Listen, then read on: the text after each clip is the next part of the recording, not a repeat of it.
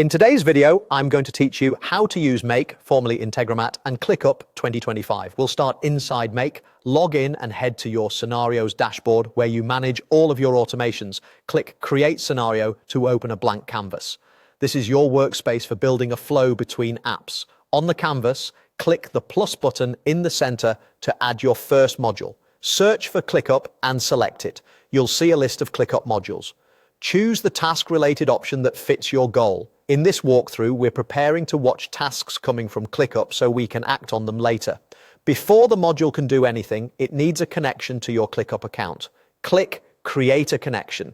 Give your connection a clear, memorable name so you recognize it later, especially if you manage multiple workspaces. Then click Save. A new browser tab will open to authorize access. Select your workspace, confirm it's the one you want to use, and click Connect Workspace. Once it's authorized, the tab will close or redirect, and your connection will be listed in Make. Back in the module settings, choose the Watch option so the scenario can listen for tasks that match your criteria. Next, pick your workspace ID. If you have several, be sure you're targeting the right one to avoid pulling in tasks from other teams. You can refine what Make watches by setting filters. Choose assignees to limit the feed to specific people. This is useful if you only want to capture tasks assigned to a certain role or team member. Add tags if you use consistent labels in ClickUp to categorize work. Tags help you watch only what's relevant without clutter.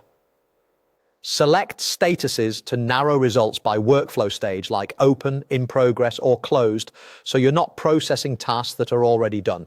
You can also include subtasks if they matter to your process. Turning this on ensures child tasks are captured alongside parent tasks when needed. Finally, set the limit. This controls how many tasks the module processes per cycle. Starting with a lower number is a good idea while you test, so you can confirm everything behaves the way you expect before scaling up. That's it for the core setup. You've connected Make to ClickUp, chosen the Watch module, selected your workspace, applied practical filters with assignees, tags, statuses, and subtasks, and set a safe processing limit. With these pieces in place, you're ready to build out the rest of your automation confidently. Thanks for watching, and I'll see you in the next one.